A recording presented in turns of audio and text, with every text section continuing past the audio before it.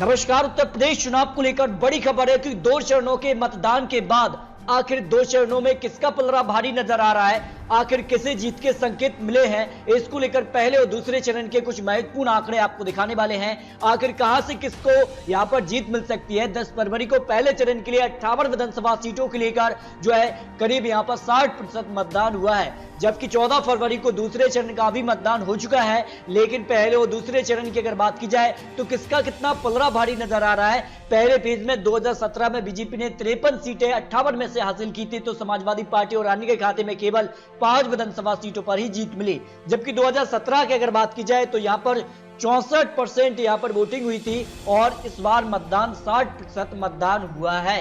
यानी पहले फेज के लिए जो पश्चिमी यूपी के लिए काफी महत्वपूर्ण सीटें रही हैं, ऐसे में यहां का क्या चुनावी हिसाब किताब बैठ सकता है, जिसमें अगर बात की जाए तो दूसरे फेज में 64% मतदान हुआ है और 64% मतदान बम्पर मतदान हुआ है, क्योंकि 9 जिले और 55 सीटें और 586 उम्मीदवार दूसरे फेज में चुनावी मैदान में थे और इनका फैसला ईवीएम में कैद हो चुका है। लेकिन क्या दौड़ेगी साइकिल या फिर खिलने वाला है कमल, इसको लेकर क्या कुछ आंकड़ा बन सकता है। जबकि पहले फेज के लिए 58 सीटों पर 10 फरवरी को वोटिंग हुई थी, लेकिन पहले और दूसरे फेज के अगर आंकड़ों पर गौर किया जाए तो फिर क्या कुछ आंकड़ा बनता नजर आ रहा है। तो दूसरे फेज में अगर बात की जाए 64% मतदान, लेकिन कहीं ना कहीं ऐसे जिले रहे थे जहां मुस्लिम मतदाता काफी महत्वपूर्ण हो गए थे और ऐसे में अगर बात की जाए तो हर एक जिले पर कहीं ना कहीं मुस्लिम वोट बैंक का एक अच्छा खासा असर देखने को मिला।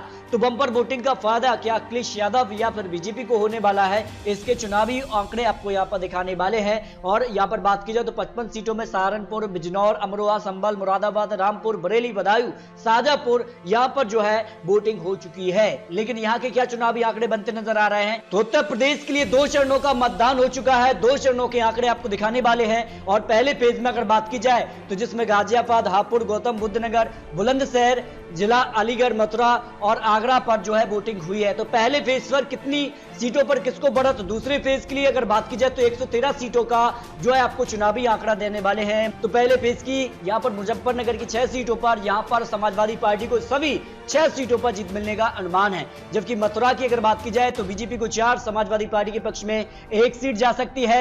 यहां पर गाजियाबाद की अगर 5 सीटों पर बात की जाए तो बीजेपी को 3, समाजवादी पार्टी के पक्ष में 2 सीटों पर मजबूत स्थिति में दिखाई दे रही है। जबकि हापुड़ की 3 सीटों पर बीजेपी को 2, 1 सीट समाजवादी पार्टी के पक्ष में। गौतम बुद्ध नगर की अगर बात की जाए तो बीजेपी को 2, 1 सीट यहां पर समाजवादी पार्टी यहां पर मजबूत स्थिति में दिखाई दे रही है। जबकि शामली की अगर 3 सीटों पर बात की जाए तो बीजेपी 1, जबकि समाजवादी पार्टी को 2 सीटों पर मजबूत माना जा रहा है। बुलंदशहर की 60 सीटों में से बीजेपी को 4, जबकि समाजवादी पार्टी को 2, 1 सीट बीएसपी के पक्ष में जा सकती है। इसके अलावा मेरठ की 7 सीटों में से बीजेपी को 5, समाजवादी पार्टी के पक्ष में 2 विधानसभा सीटें जाने का अनुमान है। जबकि यहां पर बागपत की 3 सीटों में से बीजेपी को 1, समाजवादी पार्टी के पक्ष में 2 सीटें जाने का अनुमान है। जबकि आगरा की 9 सीटों पर अगर गौर किया जाए तो बीजेपी को 5, समाजवादी पार्टी के पक्ष में 3, 1 सीट बीएसपी के पक्ष में जाने का अनुमान यहां पर लगाया गया है। जबकि अलीगढ़ की 7 सीटों में से बीजेपी को 4, समाजवादी पार्टी के पक्ष में 2, 1 सीट बीएसपी के पक्ष में जाने की उम्मीद यहां पर लगाई गई है। उत्तर प्रदेश के लिए आपको पहले फेज के आंकड़े दिखाए हैं, लेकिन अगर पहले और दूसरे फेज के आंकड़ों पर गौर किया जाए एक साथ तो फिर कितना आंकड़ा किसके पक्ष में दिखाई दे रहा है, इसके आंकड़े आपको दिखाते हैं। पहले चरण के बाद दूसरे चरण की बात की जाए तो 2017 में बीजेपी को यहां पर 38 सीटों पर जीत मिली थी। 55 सीटों में से समाजवादी पार्टी को 15, कांग्रेस के हिस्से में 2 सीटों पर जीत मिली। यानी यहां पर 55 में से बीजेपी को केवल 38 सीटों पर जीत मिली। लेकिन अब यहां का क्या चुनावी हिसाब किताब बैठता नजर आ रहा है। अमरोहा की 4 सीटों में से बीजेपी को 2 सीटें, समाजवादी पार्टी को 2 सीटों पर मजबूत स्थिति में दिखाई दे रही है। जबकि सहारनपुर की 7 सीटों पर बीजेपी को 3, समाजवादी पार्टी के पक्ष में 4 सीटें जाने का अनुमान यहां पर लगाया गया। संभल की 4 सीटों में से बीजेपी और समाजवादी पार्टी के पक्ष में 2-2 सीटें जा सकती हैं। इसके अलावा मुरादाबाद की 6 सीटों में से बीजेपी को 2 सीटें, समाजवादी पार्टी के पक्ष में भी 4 सीटें जाने का अनुमान यहां पर लगाया। जबकि बिजनौर की 8 सीटों में से बीजेपी और समाजवादी पार्टी के पक्ष में 4-4 सीटें जा सकती हैं। यानी दूसरे पेज पर बीजेपी को कड़ी टक्कर देती नजर आई है समाजवादी पार्टी, जो यहां पर अनुमान है। जबकि बरेली की 9 सीटों में से बीजेपी को 3, जबकि समाजवादी पार्टी के पक्ष में 4, 2 सीटें कांग्रेस के पक्ष में जाने का अनुमान यहां पर लगाया गया। है। बदायूं की 6 सीटों पर बीजेपी और समाजवादी पार्टी के पक्ष में 3 सीटें जाने का अनुमान यहाँ पर लगाया गया, जबकि शाहजहांपुर की 6 सीटों में से बीजेपी को 2 सीटें, समाजवादी पार्टी के पक्ष में 3 सीटें, 1 सीट यहाँ पर बीएसपी के पक्ष में जा सकती है। रामपुर की 5 सीटों पर बीजेपी को 3 सीटें, 2 सीटें समाजवादी पार्टी के पक्ष में जाने का अनुमान यहाँ पर दूसरे पेज की 55 सीटों पर आपको महत्वपूर्ण आंकड़े दिखाए हैं। तो उत्तर प्रदेश में पहले और दूसरे चरण का मतदान समाप्त हो चुका है।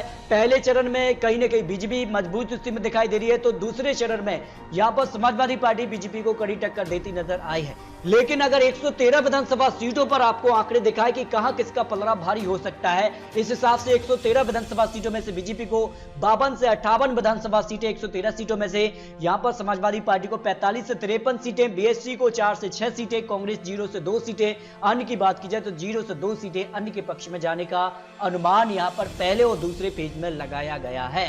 यानी उत्तर प्रदेश में फिलहाल बीजेपी और समाजवादी पार्टी में आमने सामने की टक्कर दिखाई दे रही है, लेकिन कहीं ना कहीं पहले और दूसरे फेज के बाद बीजेपी यहां पर बढ़त मिलने का अनुमान यहां पर लगाया गया है। दोस्तों, पहले और दूसरे फेज के कुछ महत्वपूर्ण आंकड़े आपको जरूर दिखाए हैं, लेकिन आने वाले वक्त में क्या होता है और ये आने वाला वक्त ही बताएगा। लेकिन फिलहाल आपको क्या लगता है दोस्तों, पहले और दूसरे फेज में किसे कितनी सीटों पर बढ़त मिल सकती है, इस पर अपनी राय कमेंट बॉक्स जरूर रख सकते हैं, क्योंकि ये तो चुनावी आंकड़े, चुनावी अनुमान है।